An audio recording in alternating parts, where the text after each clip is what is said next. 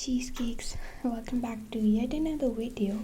So today we're gonna talk about fatphobia, body shaming and diet culture in the K-pop industry, and I'm gonna discuss about eating disorders. So if that is a trigger for you, please click off. And also voice reveal. Hey, I sound like a 5-year-old, and I'm fully aware of it. But okay, here we are, and I don't want to stretch this intro, so let's get started.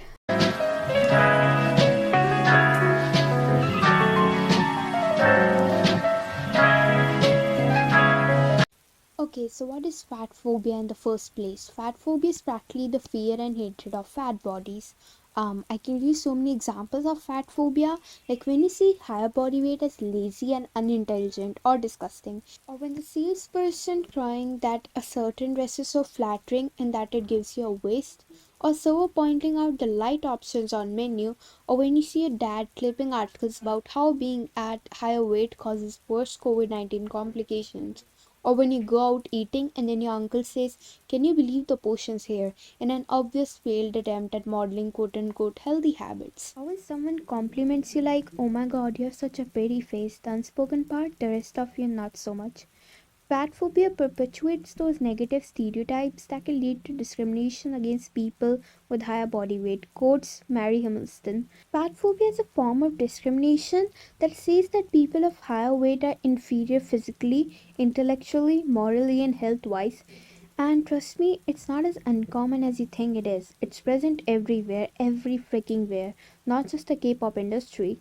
Most people have been fat shamed once or more than once in their lifetime. Now, the question that arises is, why does fat phobia exist in the first place? We need to go back a little. Back in the days, body weight was seen as a representation of wealth and class. Like the round bellied Monopoly man, a bigger body used to mean that you could afford to keep your family pleasantly plump and living on Park Place and drive a Cadillac. But these days, for people living on lower incomes, food may be available, but the most accessible and affordable options are calorie dense and processed. Thin is now considered upper class, signifying that you have lots of spare time to think about what you eat, prepare food and exercise, and you care about yourself, and ample funds to buy fresh, whole, non-processed foods. People mistakenly see higher weight people as refusing to take care of themselves and that they are unhealthy, which is such a myth. Most of you who say things like this have no clue what you are talking about and just want to show a fat phobic mindset without being attacked. You don't care about the individual themselves, so stop acting like you do. And for your kind knowledge, you can be on the heavier side and be healthy according to the National Institute of Health 1998 report, Clinical Guidelines on Identification, Evaluation and Treatment of Overweight and Obesity in Adults.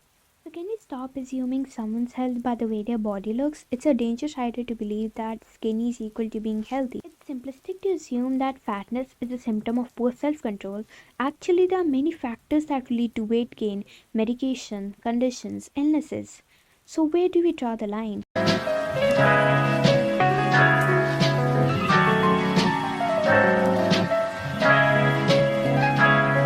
Just like every industry, K-pop has its share of fatphobic fans, companies and idols. Firstly, let's talk about the Korean society. South Korean society is characterized by extremely high levels of explicit weight stigma, possibly the highest globally. In Western countries, people are seeing more size inclusivity in both advertising and clothing. However, when thinking about plus size people or models, Korea might be the last country to think of to have any. Korea scores amongst the lowest in the world's obesity rates. Interestingly, Korea has the majority of its population on the thinner side. Is it because people there are quote unquote healthy? Because if you're skinny, you're fit? Or do they starve themselves to achieve the skinny look? South Korea is one of the countries with highest eating disorders rate. Korean culture is a very superficial and judgmental one. It is based on Confucian ideals of conformity to the extreme and striving to be perfect in every way. And if you're less than perfect, then people have the right to judge and hate you. Korea has a skinny obsession, and it's not funny. If a woman weighs over 50 kg, she must be nuts. Designed tool by male protagonist of a Korean drama Damn Neon Jib to his girlfriend's female friend went viral after being aired. Because it touched upon the dark side of gay beauty, the obsession with skinny body types. The 50 kg myth is an ideal created by Korean mainstream media by glorifying celebrities who openly talk about their weight being 40 something. K-pop idols often share their extreme diet regimes in order to achieve the under 50 ideal weight, with some of the most shocking ones including Big Bang's T.O.P. eating nothing but red bean jelly to lose 20 kg in 40 days, or the girl group 9 Muses fitting the entire daily food intake into 3 tiny paper cups, also known as the paper cup diet, and the Sam, formerly of Sista, only eating cucumbers to lose 10 kg in 3 weeks, and the famous Momo diet, in which Momo of Twice ate nothing but one ice cube a day to lose 15 pounds in a week. Okay, they became skinny, but were they actually healthy? Because we all care about being fit, right? So was eating an ice cube a day really healthy? Or will fitting the entire daily food into 3 tiny paper cups make me more healthy and happy? According to Dr. Yeli Kim, who's specializing in treating patients with eating disorder, it is estimated that 1 out of 4 Korean women in their teens and 20s suffer from an eating disorder. Although the number could be greater because many don't speak. Many don't seek professional help. Idols make headlines simply for being too fat, and after all this, what's better than being bullied and being fat shamed from the people around you and on the internet? Taylor Dick, a Korean plus size model now based in Australia, knows a thing or two about how damaging Korean skinny obsessed beauty standards can be, career wise and in personal life. Take remembers that starting at the age of 10, she spent every summer and winter vacation in diet schools, special program where she was working out and eating less than 1000 calories every day for months on end. A 15-year-old member of the girl group Kristen was harassed by her fans online, saying she was too chubby to be an idol and ruined the visuals of the group. Jonghyun, who is a member of Twice, got many fatphobic comments after her return from the hiatus, telling her to leave the band because she was ruining the visuals of the group. Let's take one of the biggest examples that comes to my mind, Jaya from Twice. During a time in Survivors for 16, her size was the biggest obstacle standing between her and debut, no, not her voice or dancing skills. Photographer Joo Sun-hee voiced that Jihayo being too chubby was a valid reason for her demotion from the major lineup to the minor group, whereas another judge implied that being skinny is part of the job as an idol. The other slimmer contestants were dressed in flattering clothes. Jaya was dressed in loose-fitting clothing that covered the majority of her body.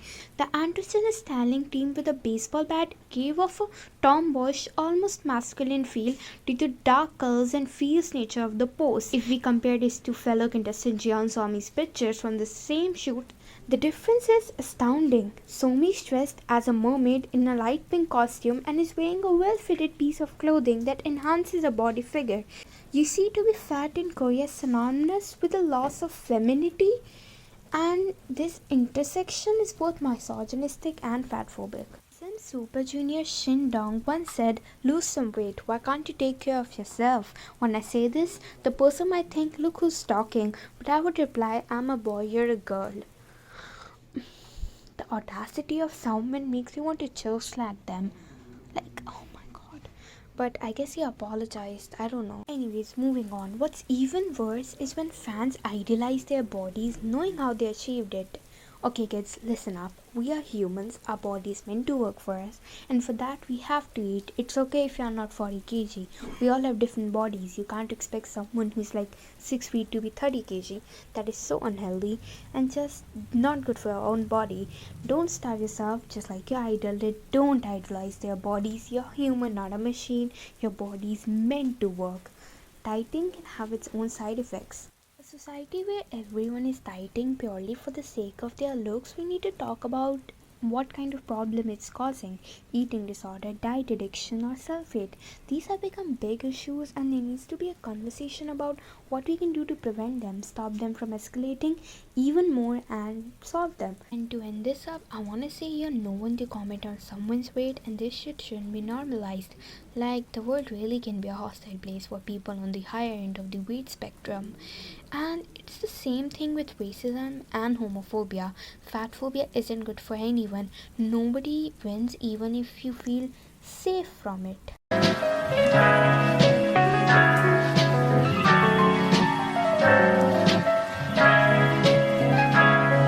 Jeez, y'all won't let them breathe for a second.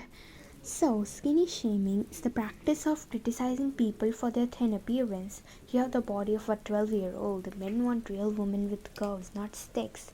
You look like a skeleton. My 10-year-old sister has more meat than you. Yeah, these are few examples of skinny shaming.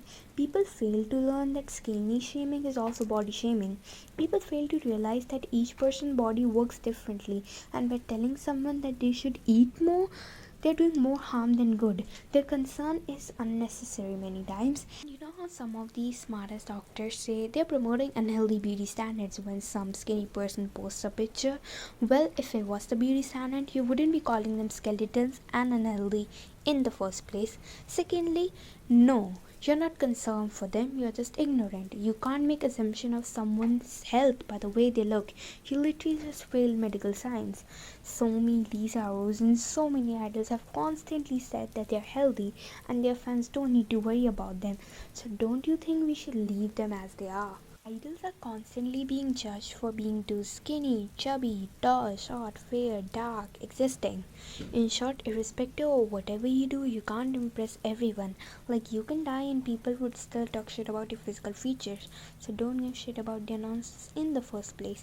You know, when life gives you a lemon, squeeze them in those a-holes' eyes who think it's okay to comment on someone's weight and physical features.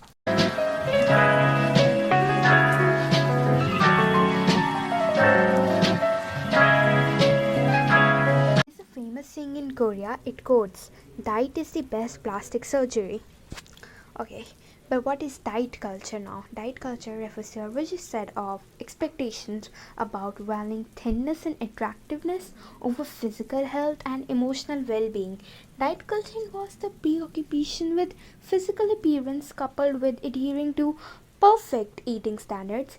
It is practically the glorification of losing weight at all costs, even if it means starving. In a society, we see diet culture almost everywhere we turn.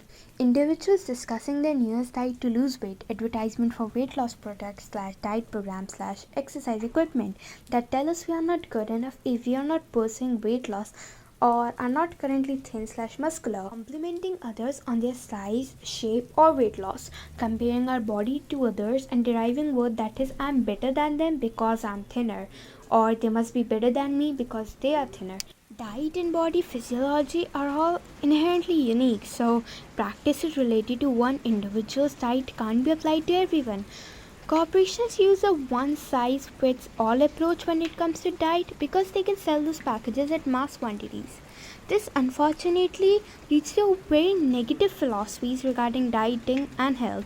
When we feel self-conscious or have negative feeling towards our body or appearance, we are more likely to buy a diet product, a low-calorie food item, a piece of exercise equipment, shapewear, an exercise program, a gym membership, or organic food that costs like $1,000. Now let's talk about this in the light of South Korea. South Korea rose from a poor, much invaded nation to a pop culture supernova, dominating the world through its film, drama, bands, movies, electronic products, and video games. But along with the rise to prominence has come an obsession with appearance and plastic surgery. South Korea is now the world's plastic surgery capital, which is not something to be proud of. The most common surgeries have to be the double eyelid surgery and rhinoplasty. I'm sure you have heard about these two. Plastic surgeon Dr. Steven Ree says it's common to see Seoul middle school children get plastic surgery during their winter school break. It's not considered weird, it's considered normal. Interesting. The rise of eating disorders in Asia is not even funny, especially the countries like Japan, South Korea, Hong Kong, Singapore, and Taiwan, and even in countries like India, Pakistan, and Philippines, where hunger is still an issue. Popular K-pop looks include chopstick legs or lollipop head, a big forehead fronted with cute face and westernized eyes on top of stick-thin legs. And if you think no one gets influenced by idols and their unhealthy diets, then let me tell you something. A viewer, likely Japanese, whose handle is T, I don't know how to pronounce it, but here it is, writes to Seth, the wave-like vlogger and host of the series Hell You Back. I really want to go to Seoul next year, but my body is holding me back. I'm short and very fat, 159 centimeter, which is 5 feet 2 inches, and 49 kg, which is 108 lbs. I want to drop to 39 kg, and K-pop is very influential to me to start dieting, and I just don't want to be called fat in Korea. Note how objectively normal sized, even thin this person is. Another comment from K-popping reads, I'm 4'11 and weigh 102 pounds. I would like to call myself fat. So I tried to do the K-pop diets and Ulsang diet. Ulsang, by the way, describes the pale skin of certain K-pop stars. I'm the biggest out of my friends, but I'm also the tallest. Also, my parents say that I'm big boned. And I have been influenced so bad by Koreans and K-pop idols. Fans follow their idols' diet tips: don't eat too much meat, meat turns you brown, in the hopes of turning as pale and skinny as their idols. Now let's see idols talk about how strict their diets are. So I was reading an article from Insider.com, and they spoke to Great Guys, a boy band consisting of 9 men in their 20s, after their performance at the Korean drama festival in Jeonju. Honestly, we don't have much time for eating, said Horyong, a member. Nor are we free to eat what we want. Another member, Jay, chimed in. That's the hardest part. It's not easy to follow a diet, but I suppose it's not impossible either. K-pop fans, especially younger audience, try these dangerously harmful diets just to be skinny. They don't realize the side effects that this can cause to both their physical and mental health. Whereas haters take this as the perfect chance to hate an idol's body and comment on their looks. So I'm gonna say this for once and for all. You should never comment on someone's weight loss or gain. Their weight fluctuations are deeply human and terrifically ordinary. You're no one to say a word. Thanks for coming to my TED Talk. It's no secret that trying to achieve virtually impossible standards of physical beauty is something that is deeply ingrained into Korean culture, and that being beautiful is considered to be the factor of utmost importance. The fact that your waist size and your face decides your self-worth is pretty heart-shattering itself. So can't we just not adapt to this and let idols live as they are and take care of ourselves? So that's it for today's video. I hope you guys liked it, and this video was really overwhelming to me, not gonna lie. Like, I was researching about this thing from the past 2 days, and oh my god, it was really overwhelming, hearing all this stuff at once is like boom. But okay, it was worth it at the end. I hope you guys liked it. And now let's just lighten up the mood, because this is not the kind of video that will bring a smile on your face. So let's just talk for a while. How you guys have been? Yeah. And how are you all? How did your day went?